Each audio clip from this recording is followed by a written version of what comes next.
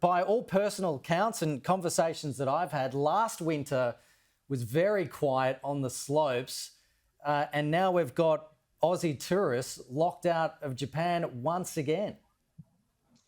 Yeah, that's true, mate. It's been a bit of a roller coaster for us here in Japan, and for me personally, it's been hard to get in and out of the country. So, yeah, it is what it is. We've got through so far, and we're significantly down on normal numbers. But the highlight of that is that we've had great snow and not many people skiing it. So, making the most of it.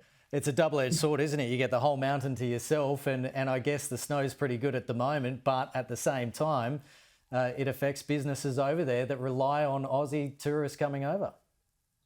Exactly, yeah. So it's great for the soul, not great for the bank account. So we've been dealing with that as best we can.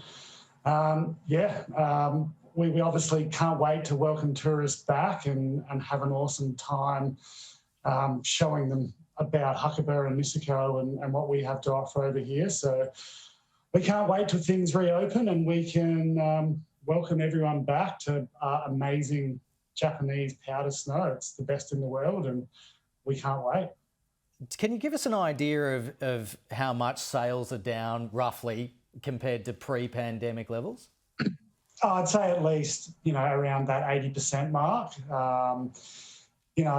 We obviously heavily rely on international tourism here in Japan. So we've pivoted and done the best we can to, target expats and Japanese, but Japan's an international ski destination. So without that travel, it's difficult. So we're just grinning and bearing and skiing lots. Yeah, so tourists, not just Australia, but generally tourists around the world are locked out of Japan at the moment. And we had the Olympics that happened in Japan over the past year as well. In your opinion, do you think the Japanese government is handling the COVID situation over there quite well? Obviously, the numbers are really low here, and it's that island mentality where, if no one can come in, it's not going to come. Japan's always done really well with masks, has been a part of everyday life. When you get sick, you wear a mask in Japan. So that's been something that's just normal in Japan.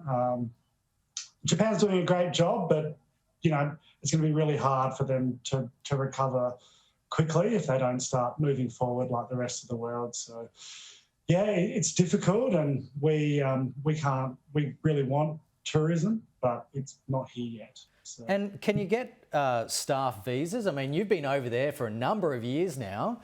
Can you get staff into work in your store? Only if you had an existing visa were you able to re-enter in Japan for the last 2 years. So anyone whose visa had expired, or if you were looking for a new visa. So, ski instructors is the number one, where their visa has to get renewed every year, then you're out of luck. The borders did open for a month, but the process was so difficult that we were unable to actually get any staff in. Number one being the director of our new Rhythm Rides ski school up in Niseko. So she's managing a ski school remotely right now. So wow. Yeah. And just finally, Austin, you personally, I mean, I'm guessing you would like to get home at some point to Australia. How are these hard borders in Japan affecting you? I did manage to get home, with the hotel quarantine, but I've had staff from England and Australia who've been stuck here for 2+ years. So I managed to foot the bill and do the hotel quarantine and get it in and out because my visa was valid, but I was stuck in quarantine and, lockdowns when I came home, but it was mainly just to see the grandparents for my small child. So, yeah, it's been tough, but we're just hoping that the light is at the end of the tunnel soon, hopefully.